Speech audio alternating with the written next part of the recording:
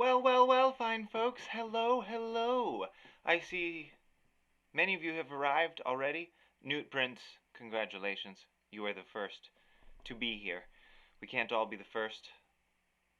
There could be only you. Jen, hello. Wicked Ida, it's like you're right here in the next room. Tysor, hello. Great to see you. Joseph, oh my goodness. Fable Cry, that's great. Ela, hello. You found me. Oh, Virgil, Holy Diver, Cat Gibson. My gracious goodness.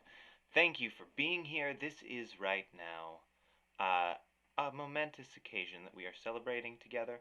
I'm going to pour myself a beverage for myself here. A little G and T, so we can do some cheers. Now, as you maybe have seen in the title and in the announcements, this is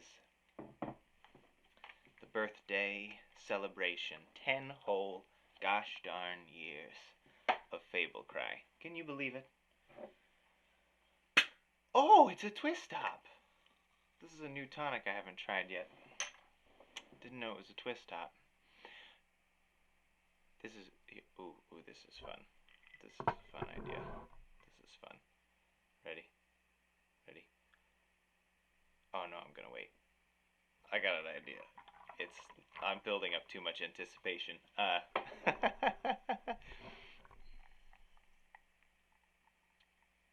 Cheers to you, to your health, to another 10 years. Why not?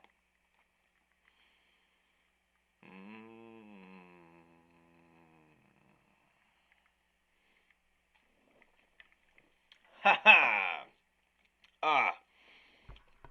Oh, Kirsty, welcome. Oh, Tracy Farron. Ah. Who else? I think I've mentioned everybody. Somebody's at a slow frame rate. I hope everybody can see okay. It looks pretty good on my end, but that never means anything for sure. So hopefully we're gonna have a nice and smooth stream here. And behind the curtain, the birthday edition. What are you guys drinking? We're gonna hop to it. All right. So tell yourselves what you're drinking, and then drink it, and then cheers me. Uh, this is a G&T, a classic. It's my favorite adult beverage. It's a gin and a tonic. I like when you mix them together and add a little lime. It's a favorite of mine. Just as that segment is a favorite of yours. And I can't go without it. You wouldn't let me. Fine, folks. Oh, hello, Stephanie. Hello, Mom. Thank you guys for being here. Well, you're all here, as I was beginning to say. You're all here because you want to find out how it all began. Well, I think it's best to start with the origins. Got a fancy card for it and everything. Now, folks, when I was a kid, I looked like that. I was a young little me, just a sweaty, greasy, really cool 14-year-old guy. I've been playing guitar at this point for a handful of years. I had just started jamming with some friends officially. You know, like we were really. I played music. We started playing music together around the same time. But this was like officially. Oh no, we're gonna start a band, and we're gonna tell people that we're starting in a band. And that's right. You better believe it. That's an Invader Zim shirt. I had like 8 of them, and that was one of them. One of my favorites. So it was all this is where we find ourselves in this portion, this picture here is that's where I am going back a few years.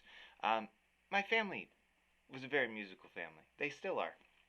My parents played music together when they were in their late teens and early 20s, uh, traveling around playing music in a folk group. And when they started a family, they passed that along to all of us, and we would grow up singing together as a fam, and just in the living room, you know. And I eventually started playing guitar. I had I had my dad who started to teach me guitar, mostly some folk, and now we started around the same time. Me and my brother did. Now he was playing. Okay, look. Hello, Ryan. I'm distracted. I'm trying to acknowledge you guys at the same time. Um, and Thea, my sister, she knows all about the singing. Um, so we grew up singing. Music was always around, and it was always happening around us, and so was art. We were there was we were all we all doodled, we all played music, we all as you know, my day job is steelwork, so there was blacksmithing on my dad's side, and music on both sides, and writing on all sides, and working, crafting both physical things and audible things. So we had like one friend who had a guitar. My dad had a guitar, and then one of our friends got an electric guitar, Steven. And he got, and we all like, we shared that guitar for like, I don't know, it felt like a summer. It was maybe like 2 weekends, but it was like, we'd go over to his house and we'd like go to drop D and we'd play some guitar, and then he'd come over and it would be like, hey, bring the guitar, and then he'd bring the guitar. And not long after that, we all had our own guitars because we had to. So what you're looking at right now, this little picture, uh, is me at Ryan Renborg's 14th, 15th, 14th or 15th birthday party, right after we had started a band together. Now, you guys might remember the little name of Ryan Renborg from Surly Urchin Studios. That's right. We started playing music together long before we were making films. And long before we were making music, we were making other films in the backyard. There's so much to this story. I'm only on the first panel.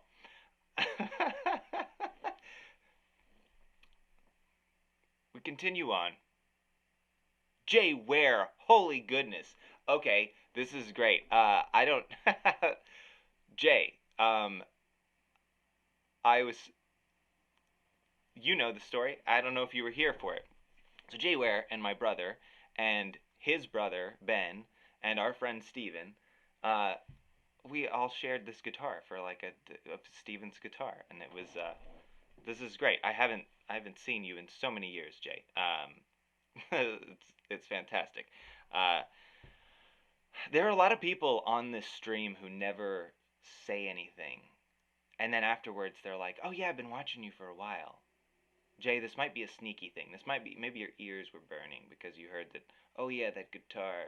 You're telling a story where I'm kind of in the periphery, or you've been here the whole time. Who knows? Not I. Well, anyways, so so we were. Ryan and I were in this band. The first one was called DNA, and it stood for Death Never Applies. We went through like 5 different bands with the same like 3 members and then a few rotating people. All right, some things never change. Uh, so, uh, so throughout high school, we're playing music. Ryan's playing music. My sister Kirsty, who's in the chats here, Many of you know her. You're going to start seeing her face around here in these little picture slides. Uh, we're playing music together. We're playing at Rocketown, if people remember that. We're playing at school talent shows, but we were all homeschooled, so they were homeschool talent shows. Basically, at whatever kids had a gym or a church that we could use a room to play music in and show off our talents and call it a talent show. So that so that's how our beginnings started, and pretty soon, right around 19, 18, 19, however old, uh, my sister and I, after playing in high school through several different bands, we decided this is great. We're gonna let's do something else. Let's take what we know. Let's take the music that we like, and let's take the art that we like making. Let's take the film and theater love and try to slam it all together into one thing so that we can make short films through our music videos, and we can do our own art and costuming and music, of course, and tell stories and entertain people. And that brings us to Chapter 2, The Duo Days.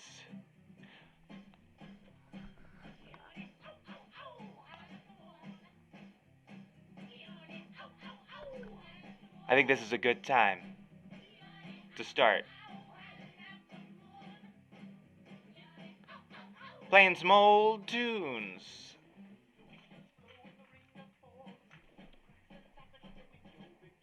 Welcome, Joe.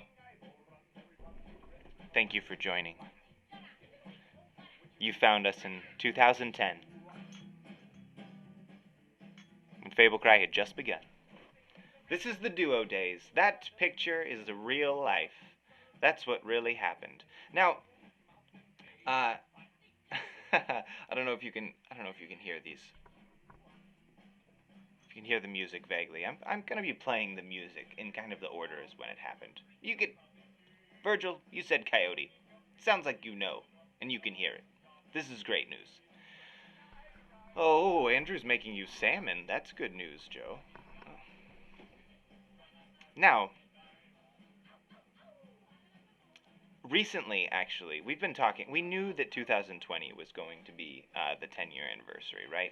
And so we knew we wanted to do something this year, and I stumbled across in my Facebook memories. I stumbled across a conversation that I had with a man named William Prater. Now, William Prater was is well, he is and he was the owner of Two Roads Coffee. Now, Two Roads Coffee was a place in Lebanon, Tennessee, where I grew up, and it was a cafe and coffee shop, and they had game nights, and it was just this wonderful, wonderful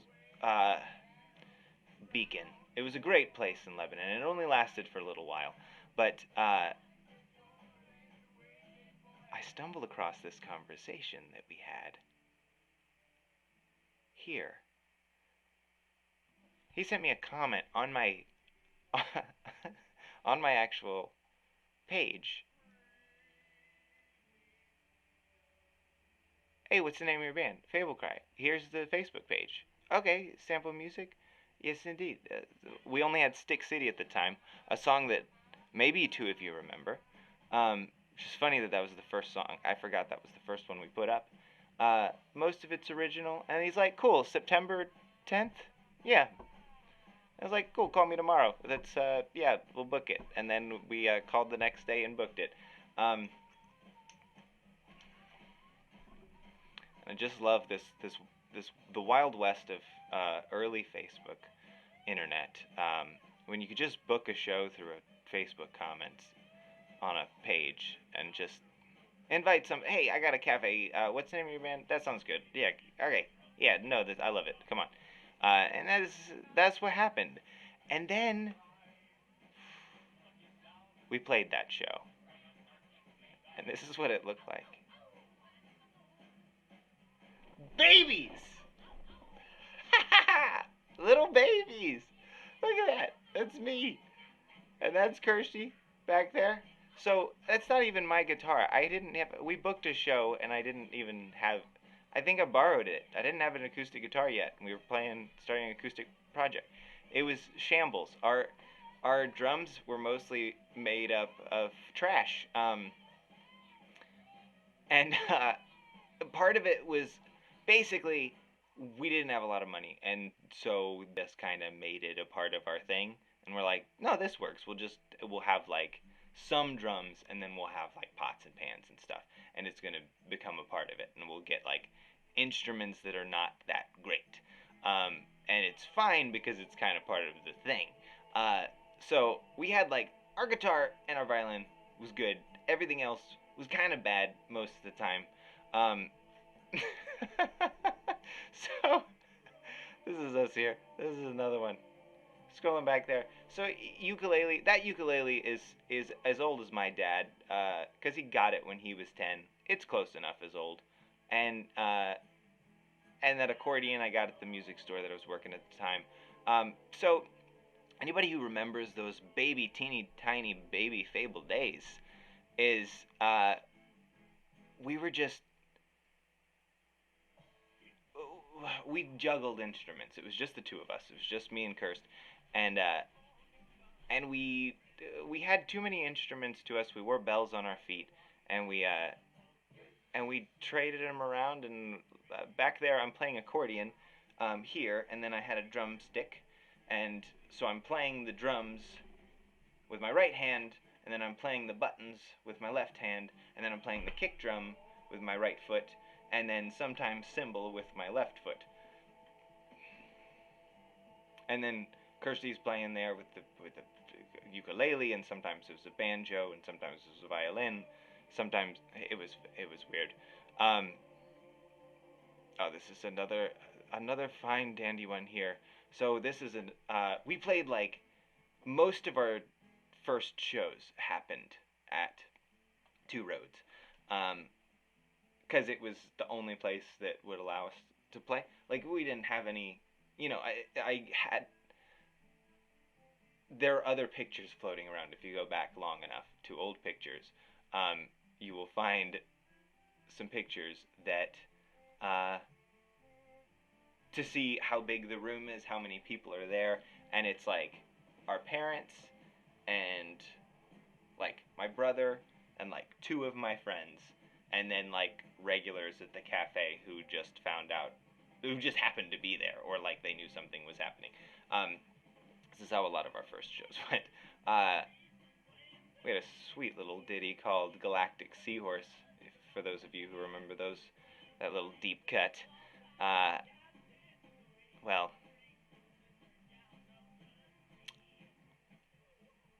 those glasses, they help. They help in space. Uh, Something that I can't stress enough about those early days. So we when you're first playing, a lot of you play music, a lot of you are artists of some kind, a lot of you know what it's like to do the hustle and just kind of try it, and you don't know if it's going to work, but you just kind of going for it.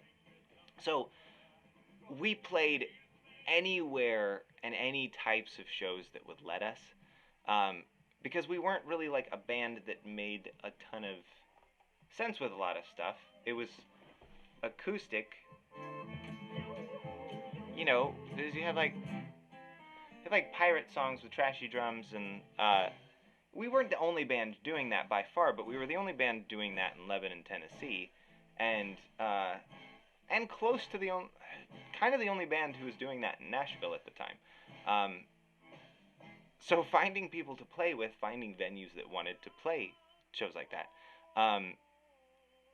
it meant we just got lumped into all kinds of things, all kinds of shows, because none of it really fit. So they were just like, okay, yeah, like you guys are heavy, you're acoustic, but like sometimes you like it's pretty rockin', and so I guess yeah, like play with a rock band, we played metal shows in the duo, and or and you guys, I don't know, here play a hip hop show, or like this is just a theater show, or just a folk show.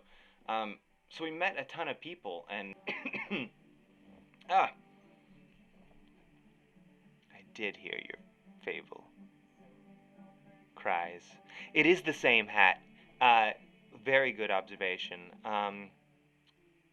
I have a hat just like it now. That hat there that you see in this picture and in that video, I lost. I lost it in New Orleans. I think someone stole it at a show. I don't know for sure that someone had to have stolen it. It was only two places, and it wasn't in either of those two places. But it's okay. I imagine it's serving somebody else, or did at least for a little while in New Orleans. If it's gonna happen, it might as well be there.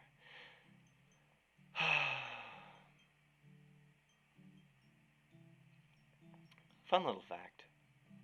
When we when we when we started recording this album, this first album that you're listening to right now with me, um, we were in a little production called Dracula. Okay? Now,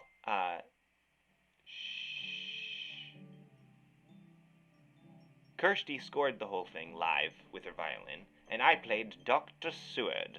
Now, none of these pictures have nothing to do with it except uh, for the stage that the whole cast and crew built. So, courtesy of Dracula, the play that we were in, while recording this, we were able to take some promo shots there for this album. And then, after painstakingly recording it in my own family's bedroom, my childhood bedroom, I was still living at the house at the time, at my parents' house, that I referred to as the house, apparently. After spending so much time doing that, oh man, Ryan, surly urchin, seeing that stage makes me want to eat a rat. Ryan played Renfield, and he got to eat a rat every night, every production, and he was such a sweet rat.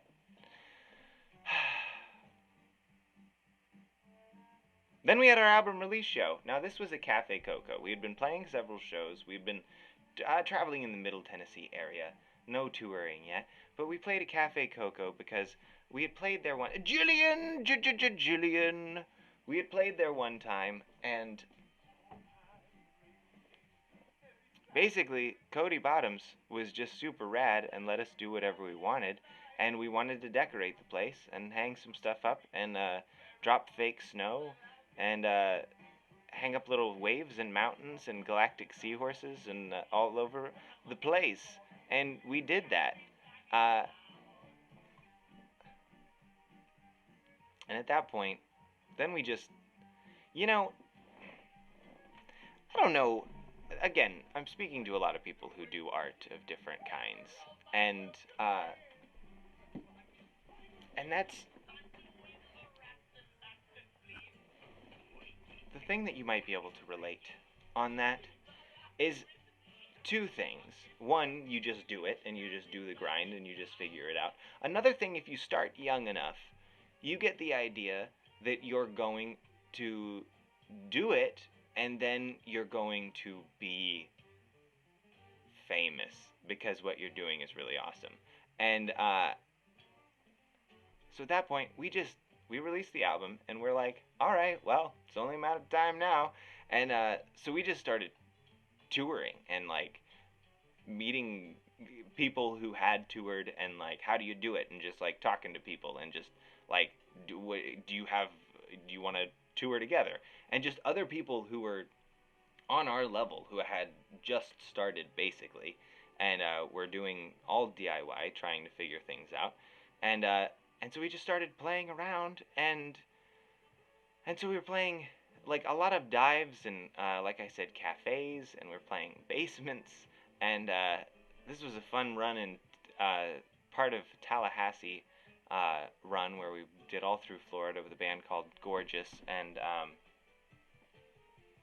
it was some of the first times we did some traveling as kids, but this was some of the times that we got to see a bunch of the country that we had not gotten to see, and we met a lot of fun people and a lot of people that we trusted and didn't have any right to, but we got lucky. Um, the most bizarre thing and really wonderful thing is people's generosity on tour.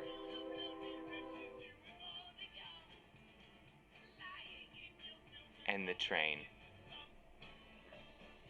People's generosity. We would show up to a city. We wouldn't know anyone. We wouldn't know where to stay. And we would just make friends with the people who were there at the shows. And a lot of times people would offer, and they would because they had friends who played music and toured, and they kind of like, or the other bands would offer.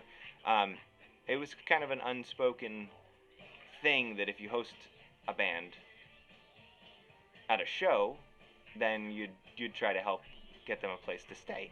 Um, and that's a concept that is very regular in the DIY scene. Anybody who's played in that knows that's kind of how it goes, and it's awesome. Um, Saying it out loud is wild, and it's a whole lot of trust. And we stayed with a whole bunch of strangers that we had never uh, that we had never met before, and the vast majority were lovely people and people that I'm still friends with online to this day, and that we talk, and that's a rad thing. Um, oh, here's a goodie. Here's a goodie. This show's a little bit better at Cafe Coco. This was a different Cafe Coco show, but it gives you an idea of what we were doing with the cardboard waves at the bottom there and the curtains, and you see a little circle over on the left side. That was a little shadow box. We had several of those that would do shadow puppets and storytelling. Um, it was very good and silly time. Uh, Now I want you guys. I'm curious. When the rain, when the train, the rainy train, comes flying by, can you hear me after that? I hope so. Cause it's gonna come by again. I live right by the tracks, directly. Shh. Don't worry about it. Just a couple of babies hanging out with strangers. It's true. And so yeah, when we weren't staying with strangers, we were staying with other friends that we had met from previous tours, um, or camping. The Midwest, we had a tour that was 5 weeks long that was out to the West Coast and back, um, and that was our longest back then, and it was very long, and we had most of it booked. We kind of co-booked with a few other bands that we were friends with, and so it was kind of like, we'll book this portion, and then you book this portion, and then we'll book this together, and kind of like trade off back and forth. So we're playing like cafes and dives, and this part's really good. This is good. Um, so we're playing cafes, we're playing wineries, we're playing. Uh, Kirsty, everybody, there is. I just said wineries. There was this winery that we played a couple of times um, out in Amarillo, Texas. It's the second biggest canyon in Amarillo in the United States, second only to the Grand Canyon. It's beautiful, and there's a winery out there, and it's huge. Um, and so we played out there one time, and the first time we played there, afterwards, it's a winery, so it's open, and people come hopping out, and like, Ryan, you were there because you were out shooting at you were staying out in Amarillo for that same time that we were in on tour, and so you were for sure there for the first time, and so luckily we got to stay with his same house host that he was staying with during that time, so they weren't strangers, but so after we get done playing, um, some people showed up and they're like, "Oh, we missed your set." I was like, "Well, it's over, but like, if you want to get a CD," it's like, hey, we have some cash. Like, we'll give you some cash if you just want to like play right here in the parking lot. And the parking lot being like, this is basically like a building in the middle of a giant field and like a gravel parking lot, and then just like Palo Duro, just there, just, whoosh. Um, so we did it. We took the money and we played a bunch of music, and they kept tipping us, and we would do that often, where we would play a show, and then we would busk afterwards, because we weren't getting. These were small shows that we were booking, like often on the road. Often we were showing up to cities where we couldn't get something landed, and we'd just go and see if there was an open mic, or see if anybody needed any other performers. Like, hey, you need an opener. You need. Sometimes it would work, um, and this was from some of the guys we learned this from, or the people we were first touring with, where it was just like, yeah, this is what we do. It's like, okay, I guess this is how touring works. Um, so yeah, we'd show up and be like, we ended up, there was a we would it was all kinds of things. Real quick, back to the Amarillo. The second time we went back there, it was a wonderful time. Um, and after the show, there were like, I think like three ladies who were there, and they were like, "Hey, I like your music. It was really fun. Um, I want you guys to come back to our house and play your music because I think it would freak out our husbands or boyfriends or whatever." Now, just to describe, like,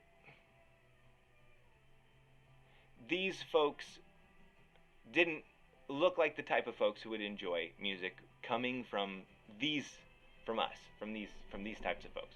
Um, they just they were nice enough people who uh, they were fine, and they were like, "We want you to do this," and we're like, "We'll do it if you give us money." And so they gave us some money. I don't remember. It was like $50 or something, which was like, again, we're not getting paid for many of these shows. So we're like, this is awesome. We eat and can maybe get to the next city if we go do this. So let's go do this. So we go to these random person's like ranch house, which is just like giant trucks parked in the front, and we get kind of escorted. No, no, no. They are like, we're gonna go in first, and then you guys just barge in after a few minutes. So they go in first, and then we barge in with our instruments playing, and I jump up onto the table, and I'm singing a song, and we're like skipping around their living room, and sure enough, slash husbands out, and uh, they definitely liked us, and definitely weren't wondering how they could get away with us, or at least this guy disappearing. It was so weird. Um, but it was a very good time. You know what? That part was weird. The money was glad that we had it, and I'm glad that we survived, and it was a story. Uh, so that's what we would often do. Like we showed up at a dance class, and they were doing a blues dance class, and we'd never play like, not blues the style of music, the blues dance, blues dancing, which we, especially then, were not that genre. But they were like, yeah, if you want to play, like, be a live band for they're way too nice. Just were like, okay, yeah, you can be a live band for our dance class, and we'll go back and forth, and you guys can take the class if you want to. So we got a free blues class and played music to a bunch of people. Like, blues is like slow, sexy swing that's like less in the feet and more in the hips, like blues dancing. It's great, um, but then we're like coming in playing like polkas and like it's just, people were too nice to us. Um, it was a very strange time. Uh, so handful of those stories. It's very nice people. Uh, as you can see, we kind of like started to get a handle on some of the some of the theatrics, some of the like some of our makeup, some of our costumes. We started enjoying and experimenting, kind of finding what we were liking for that time. Um, and it's true. It's true. They are times that I will definitely cherish forever. What knife? I think I know what is talked about. Um, yeah, favorite knife forever. Oh, probably the one that Drew made. I don't know. I'm missing comments. You guys are talking fast, and I love it, but I want to keep up. Anyway, we were having a great time, and we were traveling all over the country, and we were getting weirder, writing more. Not just getting different. It just expanding, figuring out what we were doing. Um, yeah, it is. Yeah, the same day and age, you could just knock on the neighbor's door to see if they had a kid you could just play with. That was definitely the attitude. That was you just kind of show up and uh, and similar, not just in people to be friends with or people to stay with or venues to play, also with bands, um, where we would hit each other up online or at a show. We'd show up at a show. Um, if on tour and we needed a show, be like, hey, do you need an opener? Because like we're free. Our show got canceled. Meh. Sometimes a show got canceled, but most of the time it was just like we have no connections in this city, and like we got to get to this city, and we're in this city, so I guess we'll stop in this city, and just see if anybody needs us. Um, and a lot of times they wouldn't, but a lot of times we would meet. We would meet fun people, and we would meet fun bands, and somebody that we met right around this time um, was Scott Fernandez, who is now playing bass for us, as you know. But back in this time, he still was a solo bassist, and many of you know. If you don't know, you should know. And he too was a guy that it's like other than bass shows, like he didn't necessarily fit on a lot of bills, but he could go he could play softer shows, he could play heavier shows. So we played a weird amount of shows together as this duo Fable Cry, um, with Scott Fernandez, the solo multi-string instrumentalist. And that's when we became friends. Uh, and back then, even he had offered to play bass for us, and I thought he was joking, so I didn't take him up on it. Because it seemed like a ridiculous concept, um, that he would want to play bass with us. uh, lo and behold, um, around the end, around 2000, what, say 13. Um, we also got a cellist. Uh, Jay Dent started playing with us, and it was great times. It started expanding the whole thing. We knew that what we were doing. Obviously, we were juggling too many instruments to begin with, and started looping some of it, but that was difficult, and limiting for how many changes we like to put in songs. You can't do as many changes. Um, anyway, so we realized start expanding the band, and so Jay was the first one that we added, um, and it was confirmation. It was like we need to build this out, and this band needs to be bigger and sound bigger.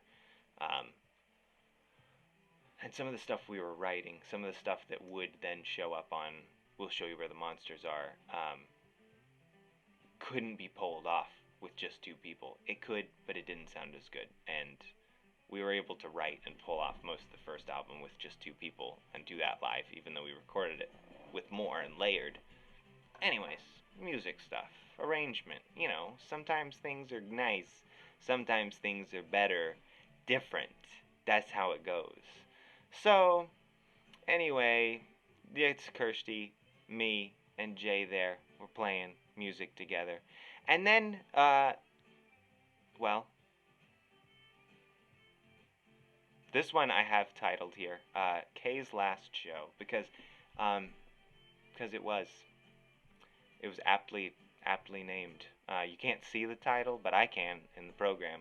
So you gotta just trust me that this was, and we had it at Cafe Coco because they had done so much for us. It was our first big theatrical show with our album release, and then just they Cody Bottoms, who used to work there and run sound, was just our favorite sound guy. Knew how to use the room so well, and so um, so we felt that was the best place to be at, and it was time. It was time. I was moving. I Kirsty was moving along away from the desires of wanting to continue. Essentially, it's just I music is weird, and any kind of creative artistry that one wants to do kind of full time is very weird. Um, it's not a great choice. Like I love it and I'm obsessed with it and I don't want to stop doing it and that's why I haven't. But like I don't think it's for everyone, nor do I fault anyone who tries it and decides, yeah, like this, I'm good on this. And that's kind of what it was with Kirsten. Not to speak for her, but that's sort of how it was. Where it's just like this is so much fun, but uh, but it's also very hard, and it's hard to it's hard to do much of anything else. It's a very consuming um, type of job. Uh, it's it is so worth it, and it is pretty bad a lot of the time. And again, so worth it. I say that. I say all of this. Oh my god. Sorry, I just realized this song, Sand Cyborg, it's so, the timing of this, so emotional. Ah, I don't say any of this negatively. I'm saying bad things about how hard it can be and how music is stupid and difficult. Um, and I don't, I don't mean it in a pessimistic way. It's so fine. It's so worth it. It has been so far. So I keep going. Um, but anyway, uh, Kirsty got wise and said, I'm good on this. I want you to continue, but I would like to do other things. And so we had our last show, had our last string of shows, and in 2014, um, she sailed on to other pastures, and Fable Cry bid farewell to the duo days of Zach and Kirsty Farron. Which brings us to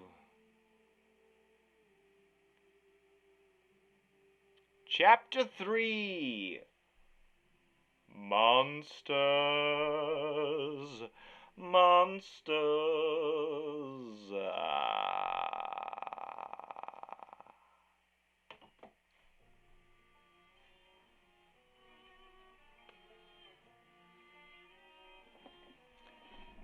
You better believe it. Now, it was very strange, as you can imagine, going from, hey guys, this is definitely a duo, to, hey guys, no, no, no, no, Fable Cry's not done. I'm doing more with this. Like, we're building this out. We're going to become a full band, and it's gonna sound different. It's gonna look a little different, uh, but it's gonna happen.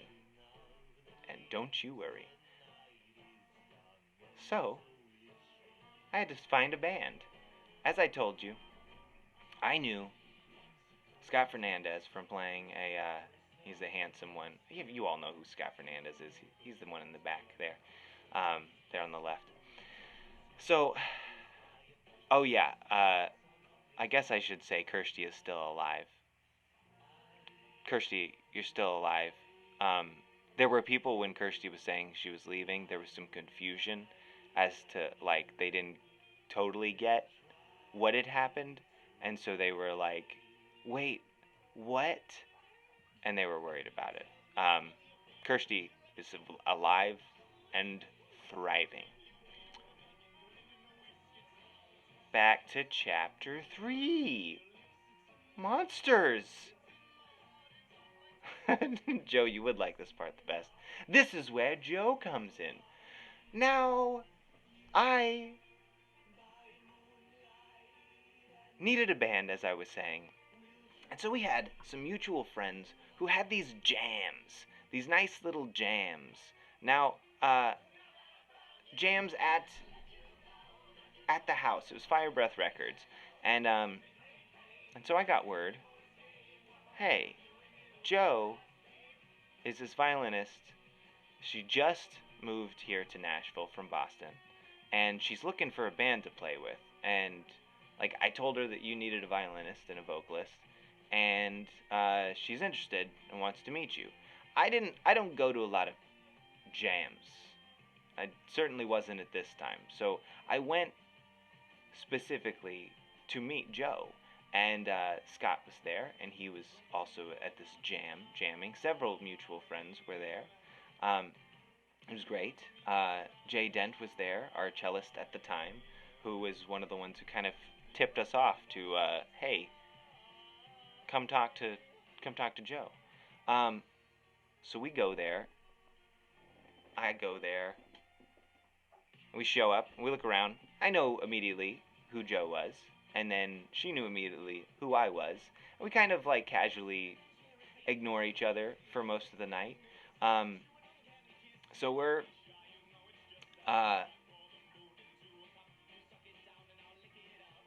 the way this jam worked, it was mostly playing on original material.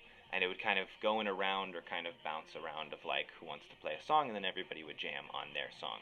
So Joe was like, there was kind of a lull, a little pause, and Joe was like, I'll play a song. I was standing in the corner at the time, so she sat down, grabbed a guitar. I sat down, grabbed a guitar, right next to her, and I loved the song, and I still love this song, and it's a song most of you have not heard. She actually has a little an EP out that she released from back at that time, and it's really good, and it was a cool murder ballad, and I was like, all right, dark, this is fun, great voice, great musician, playing music all night. So then we officially met, and basically it was the imagery there. It I love because it was Joe and Jay on a porch, and then Scott on the porch, laying down on his stomach, and then I was sitting down on Scott's butt. And so we're all just like kind of clustered around, sitting around on each other, like in this little like Rembrandt piece out in the dark, lit by a little lamp in the night times of this deck. Okay, so we're approach the subject, and we're like, I like the way you play. You've heard some of the band. Let's play. We have a show coming up, because we had a show booked, coming up in like a month or less. And I didn't want to cancel, and I had a couple of shows. One I had to do solo because I didn't have a band. I was like, I'll do it solo again. They already know it's a possibility, but I really want to play with a full band. So Scott and Joe were like, yeah, we're going to do this. And so it's like, okay, so this is the way we'll play it. This is great. And then Scott's like, who's playing drums for us? I was like, oh, I don't know. I guess we probably should have a drummer now that it's a full band thing. I was like, So he calls up his friend Ben, and who is freaking rad. Um, and boom, this I looked so hard for everything. I, I I looked for all of these pictures. I searched far and wide, and this one was the best picture I could find from the first show that the five of us played together. The first time Fable Cry was a five-piece, and it's weird how accurate it is. I'm totally okay that it's not any better than this. Um, Hello, Andrew. Andrew. Andrew. Thank you for being here. Andrew, our current drummer, as many of you know. Oh, I'm gonna get to you. Don't you worry. Although, admittedly, I had a lot more for the beginning years, as far as pictures go. Um, Mostly because many of you have been following for at least through the Monsters album, or maybe some of you are new, but that's the Monsters album is fairly well. It's our last one, besides the one that's coming out here. So, um, I got some stuff. I'll show you. I'll show you. Basically, we got together with these five people.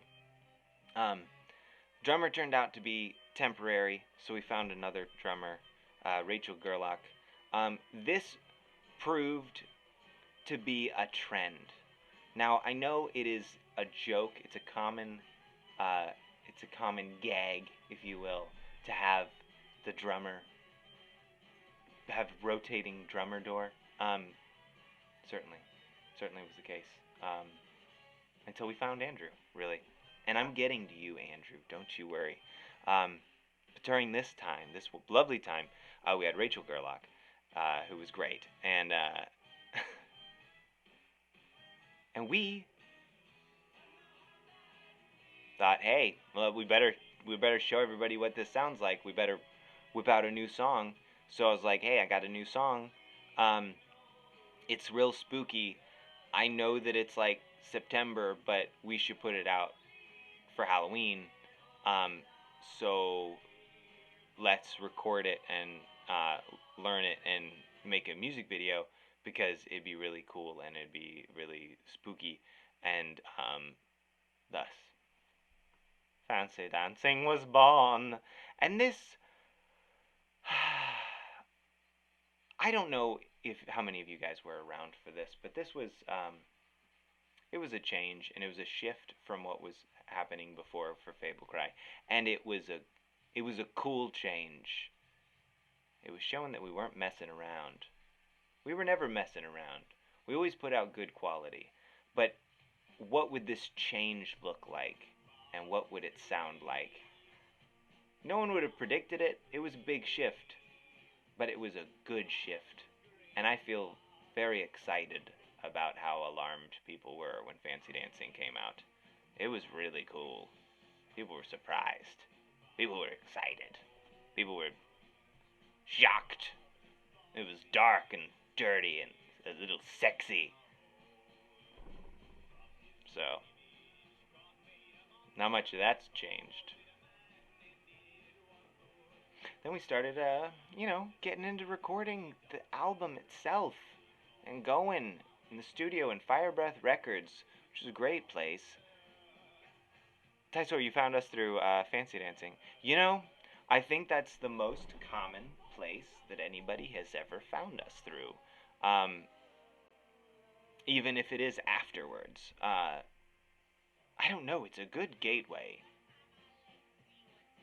It's a good gateway. I'm glad. I'm glad it was I mean, I say that more out of evidence that I've noticed that people, it's that the video is so legit, isn't it, Ida? It is.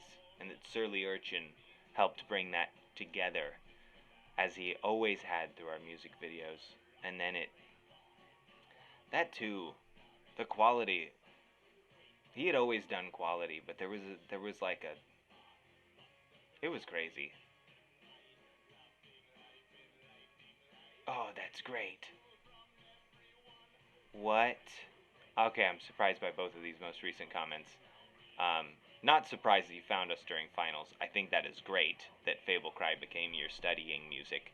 Um, I legitimately love that. And Ela, I can't believe that you've never heard us play Fancy Dancing. I know you've only seen us play a few times live, because you found us like basically right before quarantine started. So you saw a few shows, and then now shows don't happen. But um, it's crazy. Um, well, we will play it again live. It's very fun to play live. Newt Prince, welcome to the joint. Good. That's that's a new one. That's one that's gonna be on the album, on the new album. Uh, I remember that because you did that fancy drawing and everything, and that was real great. And Jen, you found because of Alex and Sky from Foxy Shazam. Heck yeah. Um, so that's wonderful. Foxy Shazam is one of our favorite bands. If you guys are familiar, and we met them through a series of shows, not Foxy Shazam them, but like the duo days. We played Daisy's basement, their bass player's basement, and then met a few of the guys there, and then we ended up playing South by Southwest with Alex, um, uh, their trumpet player, with his band, the Skulks, and then the Skulks played Festival of Ghouls with us, and anyway, it just became a conglomeration, and like our producer and my ex landlord was friends with all of them, so there was just a big. Anyways, we were like, we want trumpet on this new album, in sections as much as he has time for, and would love to get Sky White to do some piano. So our newest singles that you guys probably have heard, I know most of you have who are here, um, feature some trumpet from Alex Knopf and piano from Sky White from Foxy Shazam, and that was fun. Those guys are genuinely a joy, and anyone who knows is some of the best performers and musicians around. Um, so, anyways, we decided to record this cool little album, and then we had a little sassy album release show that we had like this at the East Room, which was a great time. And East Room was another one of those places that we had played a lot, and we got to know the owners, and they kind of let us do what we wanted to it. So fun fact, Trace, if you're still here, uh, that's you, obviously, the dancing skeleton with the eyeball face on the right.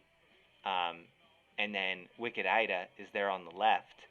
And so they were dressed during Dead or Alive for Now. They were dressed up skeletons with the eyeball masks, which you guys have seen us do since, but those were the original eyeball masks before we had the full circle eyeball mask.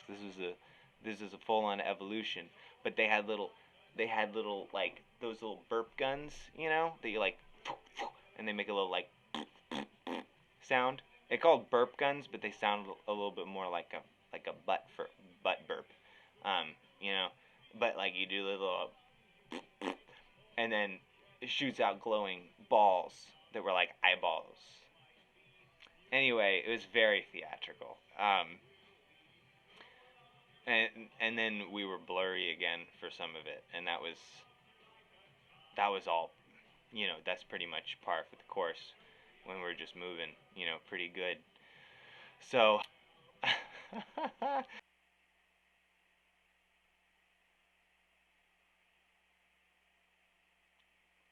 chapter 4. Now, uh, this year has been quite wild for all of us. I feel like this, even this stream, um, the the technical difficulties. You know what I mean? The thing that just happened where it kicked me off for no reason, and you guys are back, We lost some will never come back. Uh, some will, some won't. But the point is, it's all kind of been par for the course, right? There's been a lot of crazy things happening. It seems like a strange times. Strange times, uh, exact same times for many people, good and bad. Um, that nothing's changed. Some things, nothing's changed. You know, do you see the tone? What I meant by that? It's like, it's been good and bad. Um,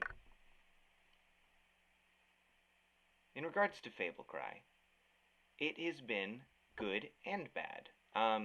We had a tour planned. Uh, we were supposed to be out for all of this time.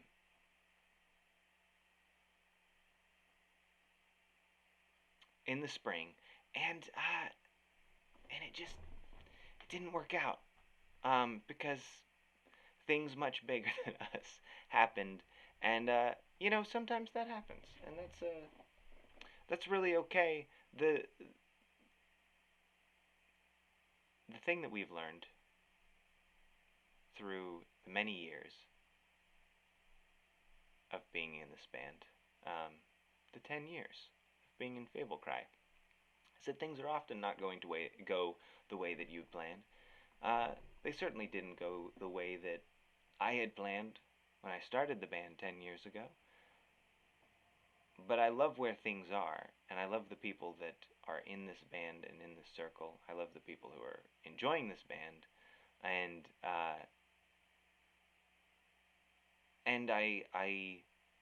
I don't know. I enjoy where I am, uh, and I'm excited for things to come.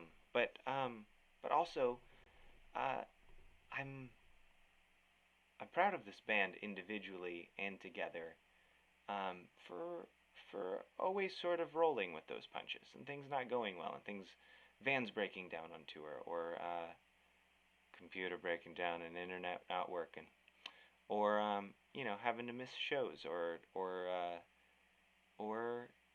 having to replace band members last minute, or whatever. It's just kind of what happens. Um, and that's what this year has been in many ways. So, we have had this plan. We have been writing this album that you guys have been seeing some little snippets of for a while. And we had it planned. We actually had it booked. And this is the first time it's even been publicly mentioned, because we hadn't gotten around to announcing the show when the show got canceled because of COVID. Um, so postponed the whole thing, and we decided to set it back a little. And as we are now in a place to unsure of when we'll be able to play normal shows again, when it'll really happen and everybody will feel safe, and we're not going to risk people, each other and you guys. Until that happens, uh, unfortunately and fortunately, because we can, unfortunately because we miss seeing people in person, fortunately because we can reach so many more, and so many of you don't even live in this state, and we get to see you on a weekly or every couple weeks basis, in this capacity. And it's not the same, but it is its own thing, and it's been really fun and enjoyable, and fun to meet so many of you and get to, um, I don't know, just seeing everyone adapting and doing their best. I think you guys are doing your best, and in an effort to do our best, we have an announcement to make. A tandem announcement.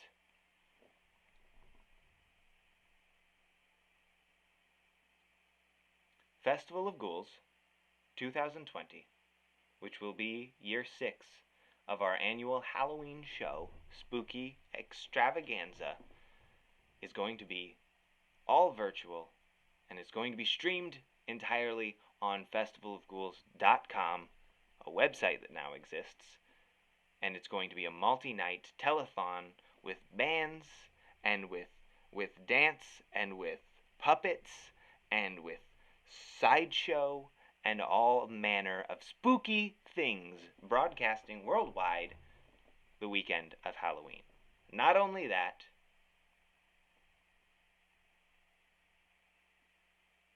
our new album will be out in full the same time.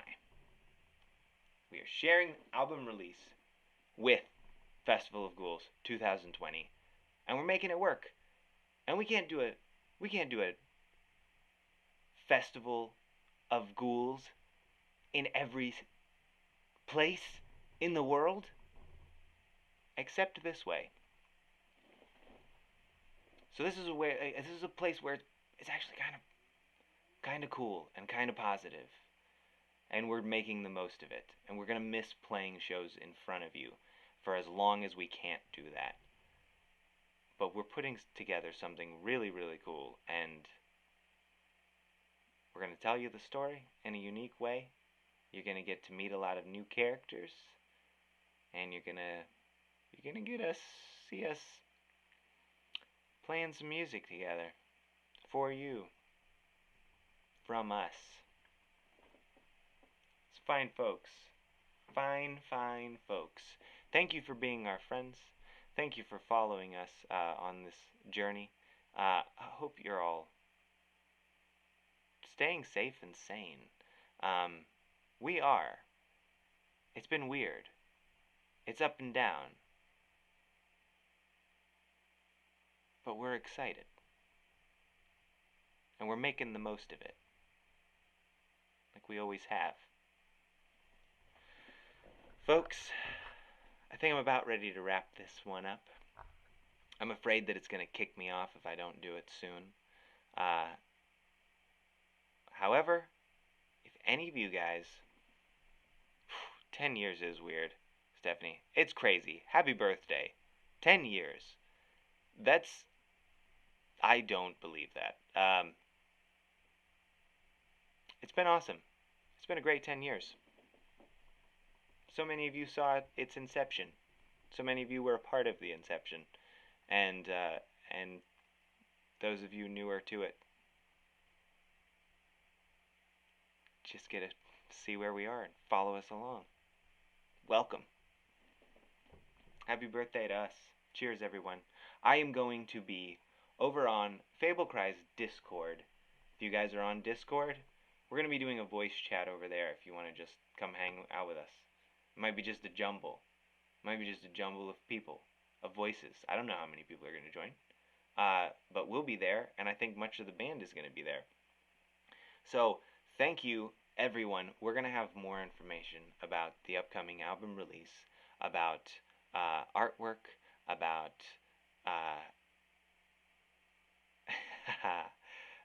cheers to you, Kirst, kicking all the buttholes. Look, couldn't have done it without you starting this whole thing off. Laid a foundation for what it now is. Cheers, Kirsty. Cheers to Kirsty first and foremost.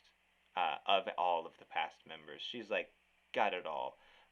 Everybody who has ever played in this band, which is a lot of people, has helped and has been a really cool part of this whole thing. And gosh, but it all started Kirst, and now carry this on. Again, I will be over at the Discord. Thank you again. We're gonna try to get this sorted. I feel like we've just been, technical, whatever, difficulties. It's okay. 2020, rolling with the punches. You're still along for the ride. I love that. I love you, all of you. I love you, Kirsty. Thank you so much. I love you, Mom. I love you, Aunt Thea. I love you, Jillian. Jillian, I'll probably talk to you in just a second on the Discord. I bet you'll be there. All of you guys, thank you very, very, very, very, very, very, very, very, very, very much. 2 more weeks. We're going to have another live stream for you here on the YouTube. Yes, indeed. Should I tell him what it's going to be?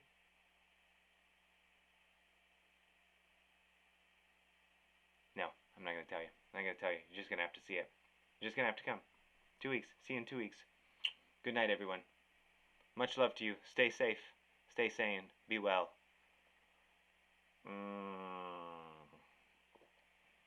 Good night.